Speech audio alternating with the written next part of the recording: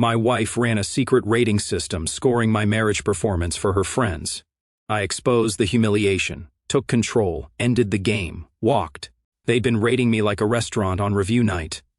That's exactly what happened when I stumbled upon my wife's little entertainment project that turned our 8-year marriage into her personal comedy show. It started on a Thursday evening when I came home early from work. The house was unusually quiet, which should have been my first red flag. I called out but got no response, so I headed to the kitchen to grab a drink. That's when I heard her voice drifting from the home office, talking on the phone with someone. At first I thought it was just normal girl talk. You know how it is. But then I caught fragments that made me freeze in place.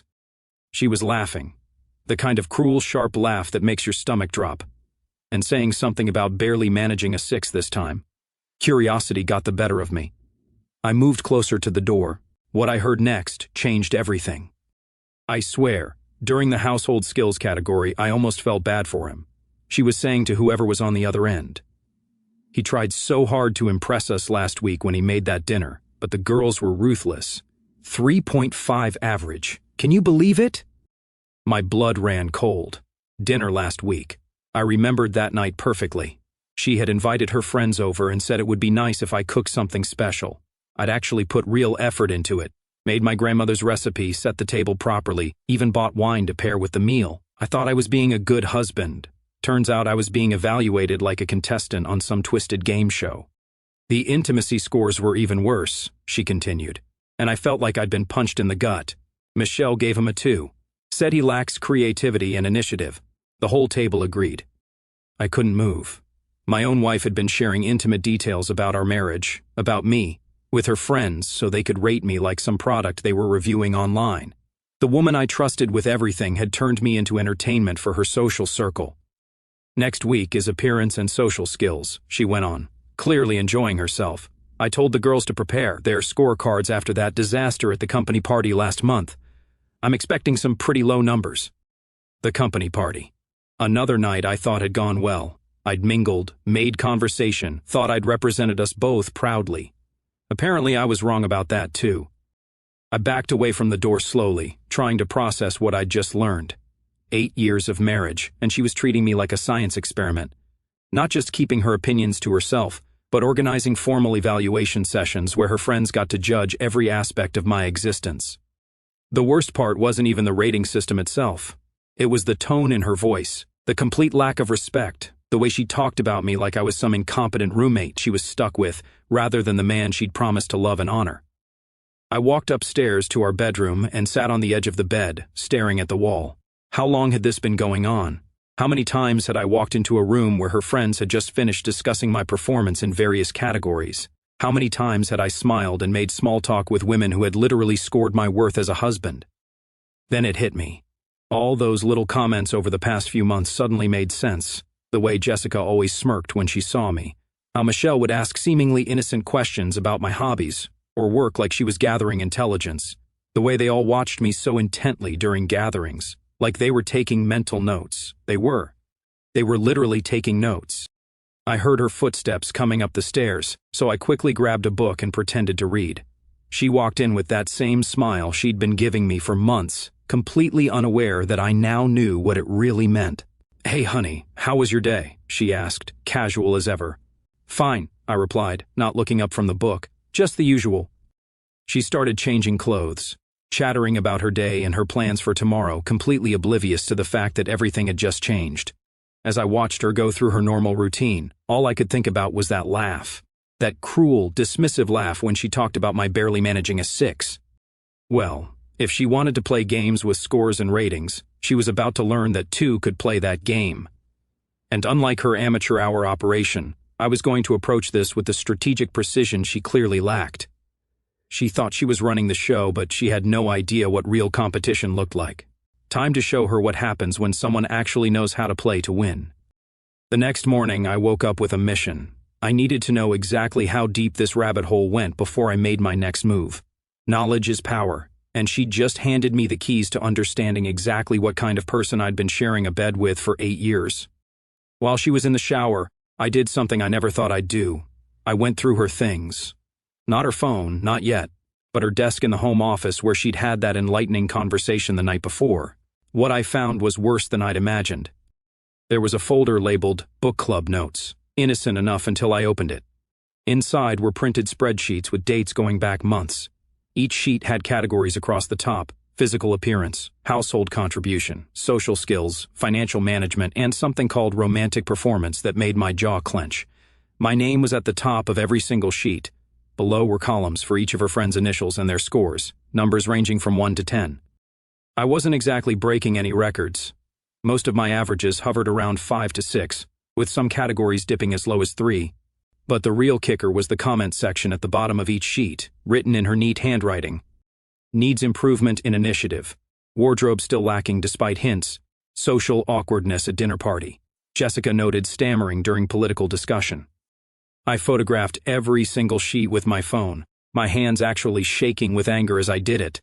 This wasn't casual girl talk. This was systematic humiliation disguised as entertainment. The most recent sheet, from 2 weeks ago, had a note that stopped me cold. Consider escalating evaluation process. Friends suggest video documentation for accuracy. Video documentation. They wanted to record me for their sick little game. I heard the shower turn off upstairs, so I quickly put everything back exactly as I'd found it and headed to the kitchen to make coffee like nothing had happened. She came down a few minutes later, all smiles and morning pleasantries. "You're up early today," she said, kissing my cheek like the loving wife she pretended to be. "Couldn't sleep," I replied, which was true. "Thought I'd get a head start on the day." She grabbed her coffee and started scrolling through her phone. I watched her face, looking for any sign that she felt even a hint of guilt about what she'd been doing. Nothing. If anything, she seemed more cheerful than usual.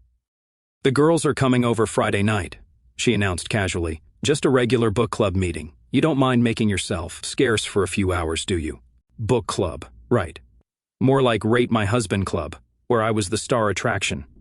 "Actually," I said, stirring my coffee slowly, "I was thinking of staying in Friday. Maybe order some takeout, watch a movie. It's been a long week." I watched her face change slightly. The smile faltered for just a second before she recovered. "Oh, well, we really need the space for our discussion. You know how we get when we're talking about literature. Very intense conversations." Literature. The audacity was almost impressive. "Sure," I said. "I'll figure something out." She seemed relieved and went back to her phone. I spent the rest of the morning acting completely normal while internally planning my next moves. I had confirmation that this was real, ongoing, and far more organized than I'd initially thought. That afternoon, I made a call to an old friend who works in private investigation. Not because I needed him to investigate anything, but because I needed advice on documentation and evidence gathering. If I was going to turn this situation around, I needed to be smart about it. By evening, I had a plan forming, but first I needed one more piece of information. After she went to bed, I finally looked at her phone. The passcode was our anniversary date, which felt bitterly ironic given what she'd been up to. Her text messages with her friends were a goldmine of disrespect and cruelty.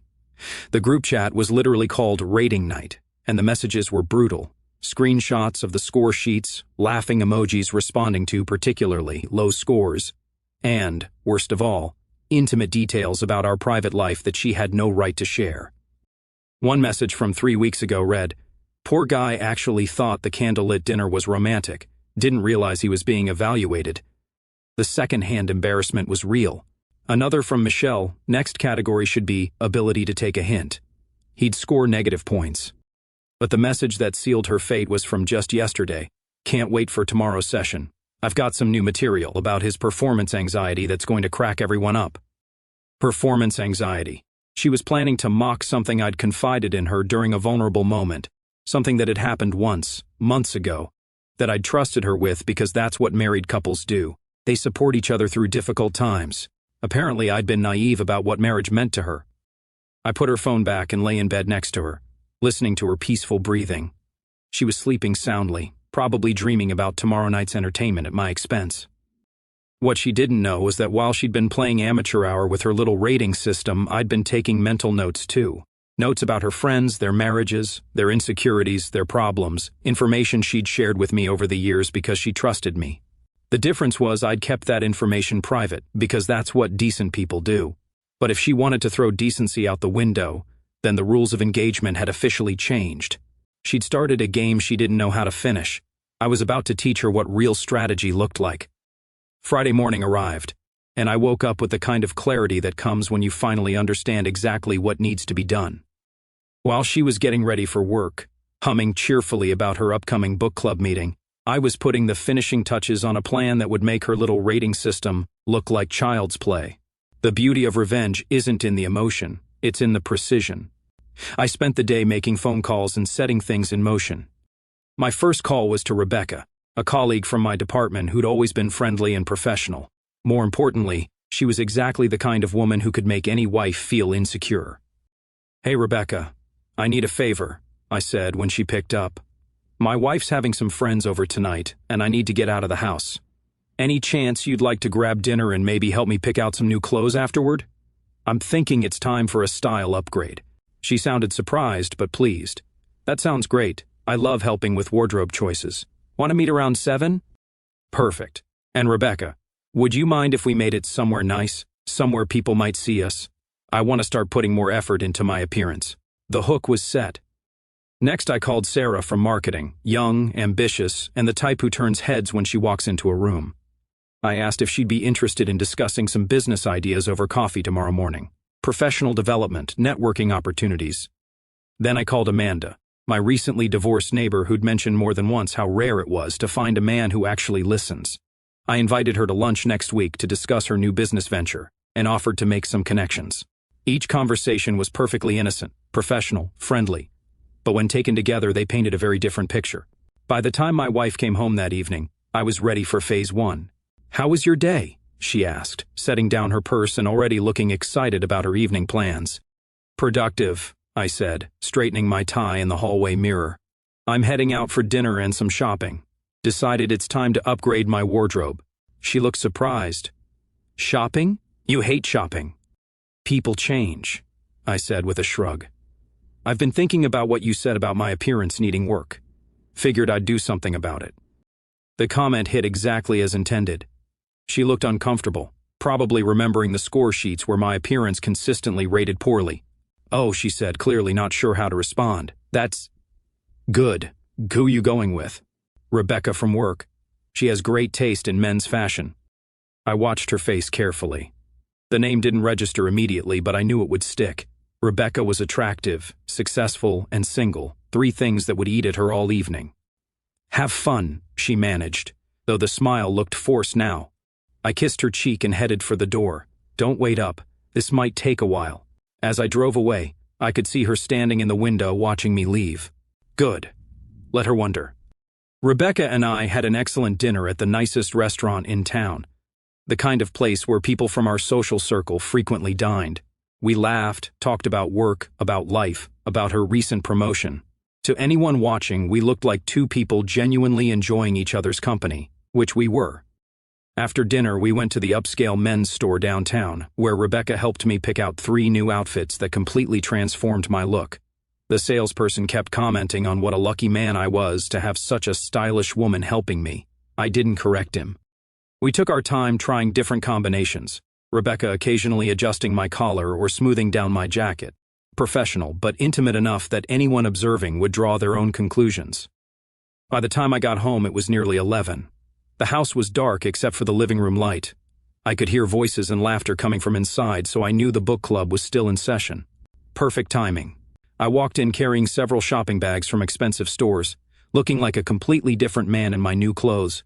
The conversation in the living room stopped abruptly.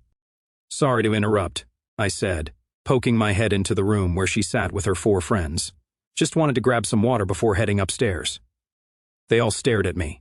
Michelle's mouth was actually hanging open slightly. Jessica looked like she was seeing me for the first time. And my wife, she looked shocked. And something else. Something that looked almost like fear. "You look..." She started, then stopped. "Different. Rebecca has excellent taste," I finished for her. "We had a great time tonight." I let that hang in the air for a moment, then smiled at her friends. "Don't let me interrupt your book discussion. What are you reading this week?" The silence was deafening. Finally, Jessica mumbled something about contemporary fiction. "Ah," I said. "Rebecca was telling me about this fascinating novel she just finished. Something about people who think they're playing games, but end up being played themselves. Sounded intriguing." I grabbed my water and headed upstairs, leaving them to process what they'd just witnessed. I could hear the whispered conversations starting before I even reached the top of the stairs. From my bedroom, I sent a text to Amanda. "Thanks for agreeing to lunch next week. Looking forward to discussing your business plans." Then one to Sarah. "Coffee tomorrow sounds perfect. I have some ideas that might interest you." I made sure to send them at times when the message notifications would be audible downstairs. Within 20 minutes, I heard car doors closing and engines starting. The book club meeting had ended early. She came upstairs a few minutes later looking confused and slightly panicked. "So," she said carefully, "how was your evening?" "Enlightening," I replied, hanging up my new clothes. Rebecca really opened my eyes to some things I'd been missing. "What kind of things?" I turned to look at her, and for the first time in months I saw uncertainty in her eyes. She wasn't sure what game we were playing anymore. And that was exactly where I wanted her. "Just things," I said. "You know how it is when you start seeing yourself through someone else's eyes. Sometimes you realize you've been settling for less than you deserve." I could see her trying to process this, trying to figure out if there was a hidden meaning behind my words. There was, but she'd have to earn the right to know what it was. "I'm tired," I said, getting ready for bed. "Tomorrow's going to be a busy day. Coffee with Sarah in the morning. Then I'm meeting Amanda about her business project. More names, more uncertainty, more questions she couldn't ask without revealing that she cared more than she'd been letting on." As I lay in bed, I could feel her staring at me in the dark, probably wondering what had just happened to her predictable, easily rated husband. The answer was simple. He decided to stop playing defense and start playing offense. And unlike her amateur rating system, my game had real consequences. The next morning I woke up before my alarm and put on one of my new outfits. The transformation was remarkable. I looked in the mirror and barely recognized myself. More importantly, I felt different, confident, in control. She was still asleep when I left for my coffee meeting with Sarah. I made sure to leave a note on the kitchen counter. "Gone to meet Sarah. Back this afternoon. Have a great day." Short, casual, and guaranteed to eat at her all morning. Sarah and I met at the trendy coffee shop downtown where half the town seemed to do business. She looked stunning as always, and I made sure we sat at the window table where anyone passing by could see us deep in conversation. "I have to say, you look completely different," she said, studying my new appearance. "Like a totally new person." "That's the idea," I replied. "Sometimes you need to shed your old skin to become who you're meant to be." We talked about her marketing proposals for nearly 2 hours. She was brilliant, ambitious, and had ideas that could revolutionize how we approached client relationships. But more than that, she was engaged, enthusiastic, and treated me like someone worth listening to. What a concept. As we were wrapping up, she leaned forward and said, "I hope you don't mind me saying this, but whoever's inspiring this new version of you is lucky to have your attention." I smiled. The inspiration is mutual. When I got home, she was waiting in the kitchen, trying to look casual while clearly having been watching for my return. "How was your meeting?" she asked, the forced lightness in her voice obvious. "Productive. Sarah has some incredible ideas. We're going to be working closely together on several projects. Working closely. Very closely. She's exactly the kind of partner I've been looking for." The word choice was deliberate, and I could see it land exactly as intended. "Partner?" "Professional partner," I clarified, with just enough hesitation to plant doubt. Though I have to admit, it's refreshing to work with someone who appreciates what I bring to the table. She opened her mouth to respond, but I was already heading upstairs to change for my lunch with Amanda. Amanda and I met at the restaurant where she used to go for date nights with her ex-husband. She'd specifically requested it because she was reclaiming spaces as part of her healing process. I thought it was perfect for my purposes. "You look amazing," she said when I arrived. "I hardly recognized you." "New clothes, new attitude," I said, pulling out her chair. "Sometimes change is exactly what you need." Over lunch, she told me about her struggles in her marriage, how her ex had made her feel invisible and unappreciated. The irony wasn't lost on me. The worst part, she said, was feeling like I was being judged constantly, like I was never good enough no matter what I did. "That must have been exhausting," I replied, thinking about score sheets and rating systems. "It was. But you know what I learned? People who spend their time judging others usually do it because they're afraid of being judged themselves." Smart woman. When I got home from lunch, she was pacing in the living room, clearly agitated. "We need to talk," she said. "About what?" "About what's going on with you lately. You're acting different." "Different how?" I don't know. You're going out more, meeting with all these women, buying new clothes. It's like you're a completely different person. I sat down on the couch and looked at her calmly. Maybe I am a different person. Maybe I got tired of being the old version. What's that supposed to mean? It means I decided to start investing in myself. Start surrounding myself with people who see my value instead of people who don't. She looked stricken. I see your value. Do you? The question hung between us. She couldn't answer it honestly without revealing what she'd been doing, and we both knew it. Of course I do. You're my husband. Right. Your husband, the guy you married 8 years ago who apparently needs improvement in multiple areas. Her face went pale. What are you talking about? Nothing specific. Just a general observation about how some people view relationships as opportunities for evaluation. I could see her mind racing, trying to figure out what I knew and how much trouble she was in. Listen, she said, sitting down next to me. If I've been critical lately, it's only because I want us to be the best we can be. Critical. Interesting word choice. What would you call it? Depends. Are we talking about constructive feedback between partners or something more systematic? She was trapped, and she knew it. If she admitted to the rating system, she'd have to explain months of humiliation and betrayal. If she denied it, she'd have to keep pretending while I continued to build my case. I think there's been a misunderstanding, she said carefully. Has there? Because from where I'm sitting, everything seems pretty clear. My phone buzzed with a text. I looked at it and smiled. Rebecca wants to know if I'm free for dinner again tomorrow. Apparently she enjoyed our evening more than she expected. Another buzz. And Sarah is asking if I want to extend our coffee meetings to weekly sessions. She finds our conversations stimulating. Her hands were clenched in her lap now. Are you having affairs? Affairs? That's a strong word. I'd call it expanding my social circle, meeting people who appreciate good company, exploring connections with women who know how to treat a man with respect. What's that supposed to mean? It means I'm discovering what it feels like to be valued instead of rated. The word slipped out before she could stop it, and the moment it did, we both knew the game was over. She closed her eyes. You know, I know that my wife has been hosting rating sessions where her friends score my performance like I'm some kind of entertainment. I know you've been sharing intimate details about our marriage for their amusement. I know you've been treating me like a science experiment instead of a human being. She was crying now, but I felt nothing. No sympathy, no desire to comfort her. She'd burned through my compassion when she decided to make our marriage a group project. It wasn't like that, she whispered. It was exactly like that. And now you're upset because I decided to start my own evaluation process. What do you mean? I stood up and looked down at her. I mean, I've been conducting my own research, testing the market, you might say, and the results have been very enlightening. You're trying to replace me. The thought has crossed my mind. After all, if I'm going to be evaluated and scored, shouldn't I make sure I'm with someone who gives me high marks? The cruelty in my voice surprised even me, but she'd earned every word. She was sobbing now, but I was done being the victim in this story. Rebecca thinks I'm charming. Sarah finds me intellectually stimulating. Amanda says I'm the kind of man who actually listens. Imagine that. Please, she said. We can fix this. Can we? Because I'm not sure you understand what needs fixing. I headed toward the stairs, then turned back.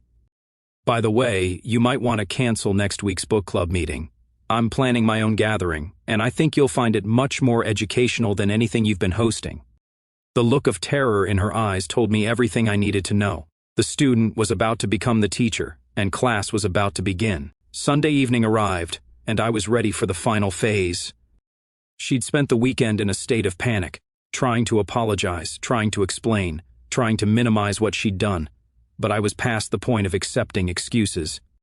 I'd printed out every single score sheet, every text message, every cruel comment. The evidence was organized in a folder that sat on the coffee table like a bomb waiting to explode. Sit down, I said when she came into the living room. It's time for your evaluation. She looked at the folder with growing dread. What is that? Your performance review.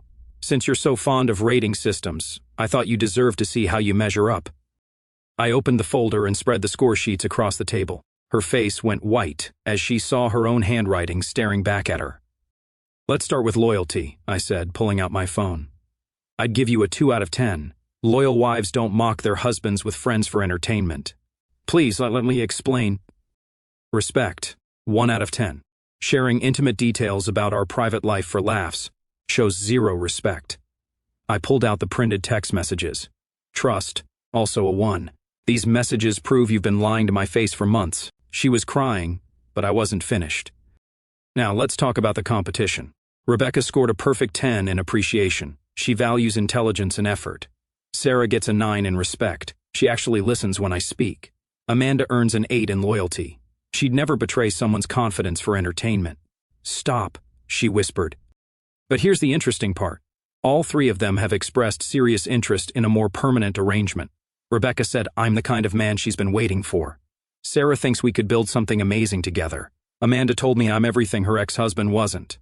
I leaned forward. So here's my dilemma. Why would I keep a wife who rates me a 5 when I could have a partner who rates me a 10? She was sobbing now. Because I love you. Because we have history. Because marriage means working through problems together. Love? I laughed coldly. You don't humiliate people you love. You don't turn their vulnerabilities into punchlines. You don't score their performance like they're contestants in some sick game. I stood up and walked to the window. Here's what's going to happen. Tomorrow morning, you're going to call each of your friends and tell them exactly what kind of person you really are. You're going to explain how you betrayed your husband's trust and destroyed your marriage for entertainment. I'll do whatever you want, she said desperately. Just don't leave me.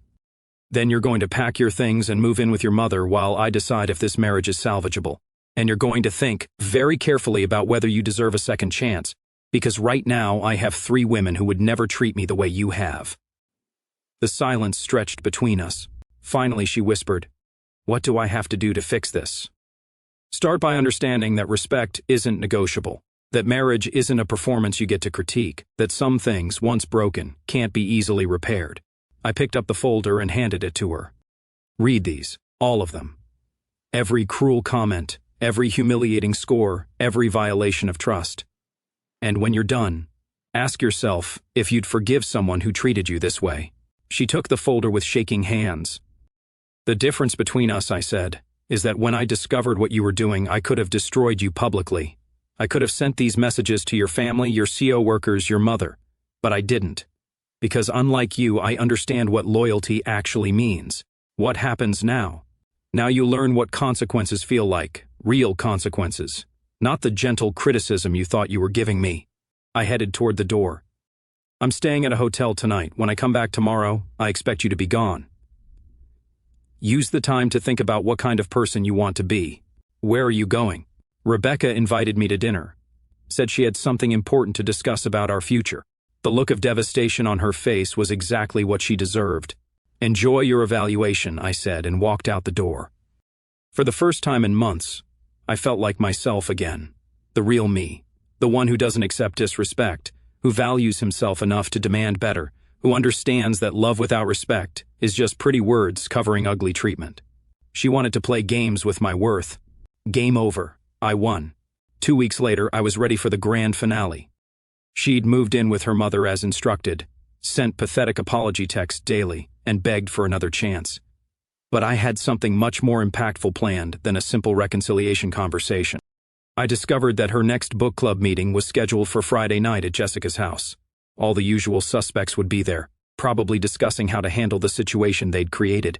Perfect. That morning I called Rebecca. Remember that dinner invitation? Tonight works perfectly, and I have a proposition that might interest you. By evening, everything was in place. I arrived at Jessica's house at exactly 8 o'clock, when I knew their meeting would be in full swing.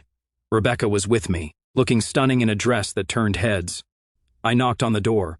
When Jessica opened it, her face went through several expressions before settling on pure panic. Can I help you? She managed. Actually, yes. I believe my wife is here for your book club meeting. I have something to share with the group. I walked past her into the living room, where all 4 women sat frozen like deer in headlights. My wife looked mortified. Ladies, I said, addressing the room, I hope you don't mind the interruption, but I wanted to personally thank you for your participation in my wife's rating system. The silence was deafening. You see, your score sheets and evaluations taught me something valuable about respect and self-worth. They showed me exactly what I was dealing with. I pulled out my phone. So I decided to conduct my own research, meet Rebecca, my research partner, She's been helping me understand what it feels like to be appreciated rather than evaluated. Rebecca stepped forward with a confident smile. He's been telling me about your little rating sessions. Fascinating approach to marriage. Michelle spoke up shakily. We were just having fun. It wasn't serious. Fun? I laughed. Scoring someone's intimate performance for entertainment is fun? Mocking their vulnerabilities is fun? I looked directly at my wife. The good news is your evaluation system worked perfectly. It helped me realize I deserved better. What do you mean? Jessica asked. I mean, Rebecca and I have been discussing a more permanent arrangement. Turns out when you're with someone who actually values you, life becomes much more satisfying. My wife stood up, tears streaming. You can't be serious. Dead serious. Rebecca appreciates what you took for granted. She sees potential where you saw failure. She offers respect where you offered ridicule. Rebecca moved closer to me.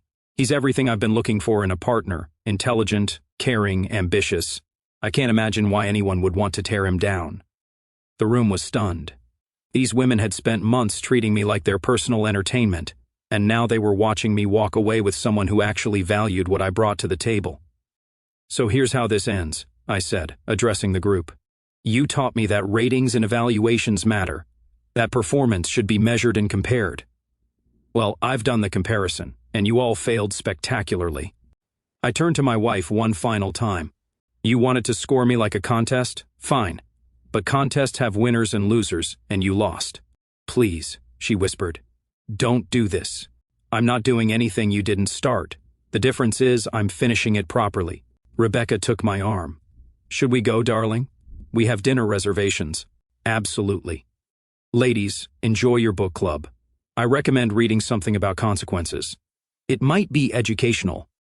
As we walked toward the door, I heard my wife call out desperately, This isn't over! I turned back one final time. You're right. It's not over. It's done. There's a difference. Outside, Rebecca and I walked to my car in the warm evening air. That was brutal, she said with admiration. Remind me never to get on your bad side. People who respect boundaries don't have to worry about my bad side. As we drove away, I felt a satisfaction I hadn't experienced in years. Not because I'd destroyed my marriage, but because I'd finally stood up for myself with the precision and impact the situation demanded. She wanted to play games with my worth. I'd shown her what real strategic thinking looked like. She wanted to evaluate and score me. I demonstrated what proper consequences felt like. Some people think revenge is about anger. It's not. It's about justice. It's about showing people that actions have reactions, that disrespect has costs, that treating someone badly eventually backfires. I'd started this story as a man being secretly humiliated by his own wife. I was ending it as someone who refused to accept less than he deserved. The rating system had finally produced its most important score. I was worth more than they ever realized. And now they'd never get the chance to find out how much. Our story has come to an end. If you've made it this far, how about subscribing to our channel? It helps us immensely. I've selected 2 other videos for you that I'm sure you'll enjoy. Feel free to click on them. I'll be waiting for you in the next story. See you soon.